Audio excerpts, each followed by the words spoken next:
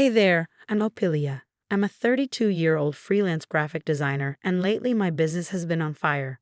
I've been riding high on the success and couldn't be more thrilled with how my career is shaping up. Or so I thought. I've been married to Eric for 5 years now. He's a charming real estate agent, always saying the right thing. We met at a friend's barbecue, and sparks flew from the start. His family welcomed me with open arms, especially his dad, George. I thought I'd hit the in-law jackpot. Opilia, darling, you're the daughter I never had, George would say, patting my hand at family dinners.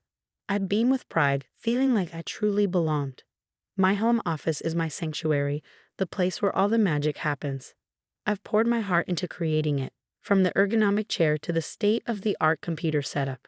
Your office is amazing, babe, Eric would say, leaning against the doorframe. You've really outdone yourself. I'd smile, feeling on top of the world. But lately there's been an odd edge to his compliments, as if he's forcing the words out. My best friend, Lydia, noticed it too. Over coffee last week, she asked, "Is everything okay with Eric? He seemed a bit off at your birthday party." I shrugged it off, saying, "Oh, he's just stressed about work, you know how it is." But truthfully, I noticed things too. Little comments, the way his jaw tightens when I talk about a successful project, the subtle eye roll when I mention a new client. Eric's sister, Melissa, has always been supportive, but lately she's been checking in more often. "How are things with you and Eric?" she'd ask, her voice full of concern. I'd assure her everything was fine, but deep down, I was starting to wonder. Then there's George. He's always been a bit intense, but recently, I've caught him watching me with a calculating look. "You know, Opilia," he said at our last family dinner, "it's admirable how you've built your business. But don't you think it's time to slow down? Maybe start thinking about a family?" I laughed it off, but the comment stuck with me. Why would I need to slow down? My business is thriving, and Eric and I had agreed we weren't ready for kids yet, or at least I thought we had. As I sit here in my office, staring at the screen, I can't shake the feeling that something's not right. The perfect life I thought I had is starting to feel like an illusion, and I'm not sure how much longer I can keep pretending everything's okay. But hey, that's life, right? Just when you think you've got it all figured out, bam, the rug gets pulled out from under you. Stay tuned because this story is just getting started. I couldn't believe my ears. There I was, standing frozen in the hallway, listening to my husband and father-in-law plotting to destroy everything I'd worked so hard for. "Dad, we need to do something about Opilia's office." Eric's voice drifted from the living room. "Her success, it's too much." George's reply made my blood run cold. "Don't worry, son. I've got a plan. We'll stage a little accident. A burst pipe maybe. Water damage can be so destructive." I clamped my hand over my mouth to keep from gasping.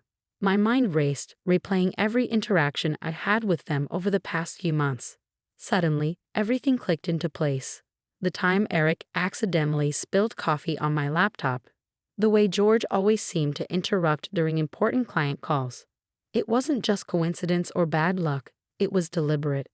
I stumbled back to my office, locking the door behind me. My hands shook as I dialed Lydia's number. "Lydia, I need you. Can you come over?"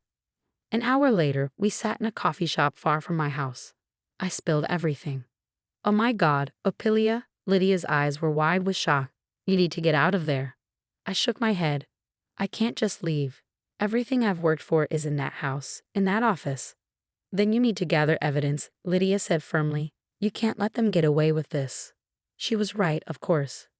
But the thought of going back, of pretending everything was normal, made me sick to my stomach. "Remember last Christmas?" I said, my voice barely above a whisper, when Eric told everyone at dinner that I was thinking of quitting freelancing to start a family. Lydia nodded. "I remember."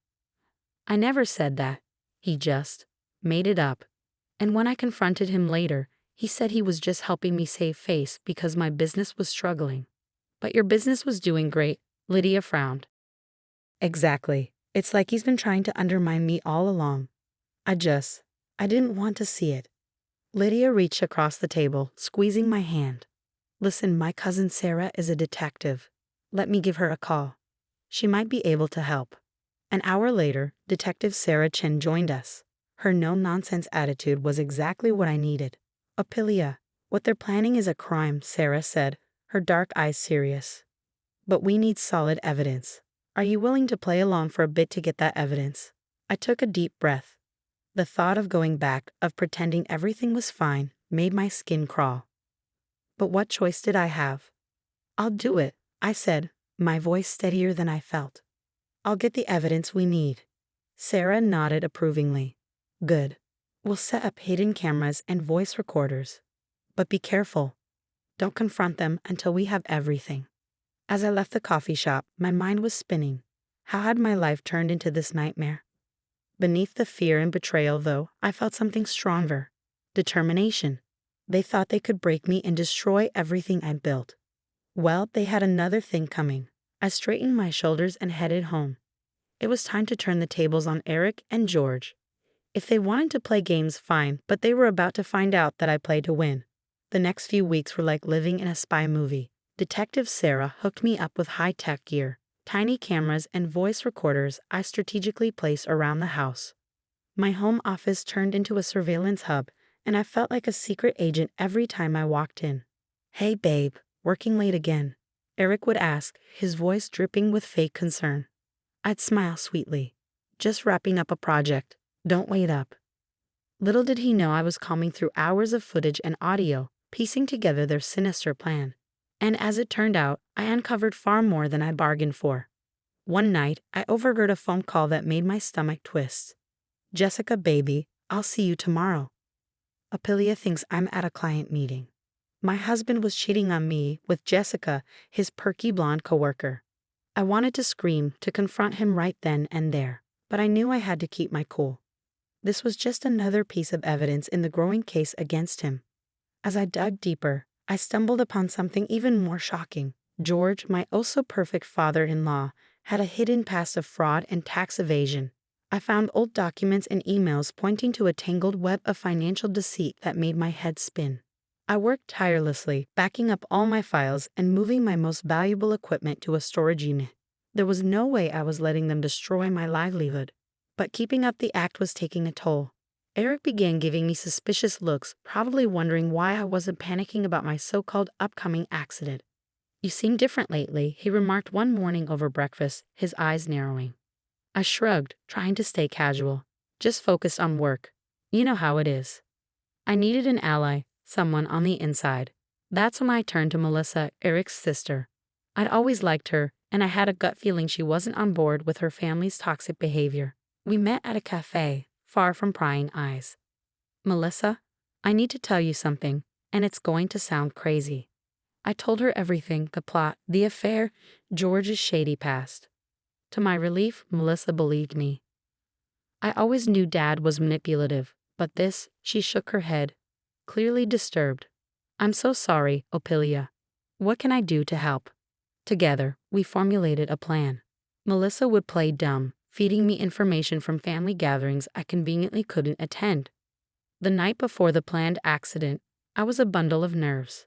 I triple-checked the cameras and recorders, making sure everything was in place. You okay, hun? Eric asked, his hand on my shoulder, sending a wave of revulsion through me. You seem tense. I forced a smile. Just a big deadline tomorrow. I'm going to turn in early. As I lay in bed, pretending to sleep, I heard Eric moving around downstairs, probably setting up for tomorrow's flood. Little did he know, I had a few surprises of my own planned. I thought about everything I'd uncovered, the betrayal, the lies, the years of manipulation. Part of me was heartbroken, but an even bigger part was furious. They thought they could break me, destroy everything I built. They were in for a rude awakening. Tomorrow, Eric and George would spring their trap, but I'd be ready. And when the dust settled, they'd realize they'd messed with the wrong woman. As I drifted off to sleep, a small smile played on my lips. Tomorrow was going to be one hell of a day. I woke up early, my heart pounding. Today was the day. I heard Eric leave for work, or so he thought. I knew he and George would be back soon to execute their plan. Sure enough, an hour later, I heard them enter the house. I stayed in my bedroom, watching the live feed from the hidden cameras on my laptop. They were in my office, fiddling with the pipes under the sink. Oops, George said, his voice dripping with mock concern as water started gushing out. Looks like we have a problem here. I waited until the water was ankle deep before making my move. I stormed into the office, feigning shock. What the hell is going on here? Eric spun around, his face a mask of fox worry. Opilia, thank God you're here. The pipe just burst. I crossed my arms. Cut the crap, Eric. I know exactly what you're doing. Their faces fell as I pulled out my phone, playing a video of them plotting the entire scheme.